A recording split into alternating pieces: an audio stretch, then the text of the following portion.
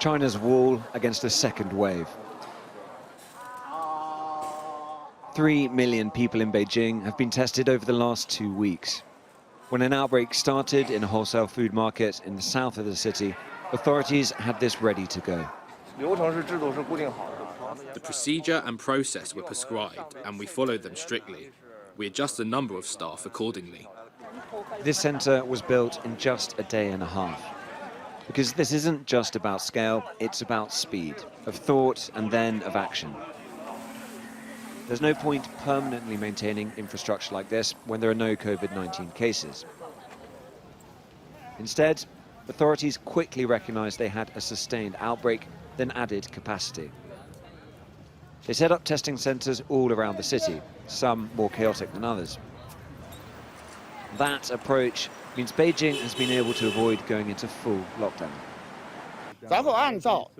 Based on the principle of timely identification, swift control, precise prevention and effective treatment, the testing work targeting key areas and key populations across the city has been conducted.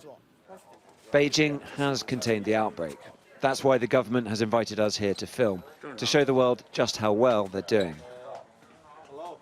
China's initial response to COVID-19 when it started in Wuhan was catastrophic, a cover-up and a bungle. All this is meant to show how it's developed a playbook since then, a playbook the rest of the world should be learning from. Testing is one part, but contact tracing is just as vital. Here, Beijing relies on technology, and it doesn't ask permission. Earlier this month, Snow Zhang got stuck in a traffic jam on her way back from IKEA.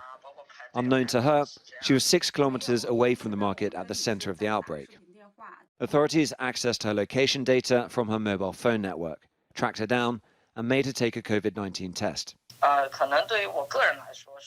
On the personal level, I feel a bit weird, but looking at the bigger picture, big data doesn't really have substantial consequences for me. Reminding me to do the test and reminding me of my travel history, looking back, the benefits outweigh the drawbacks.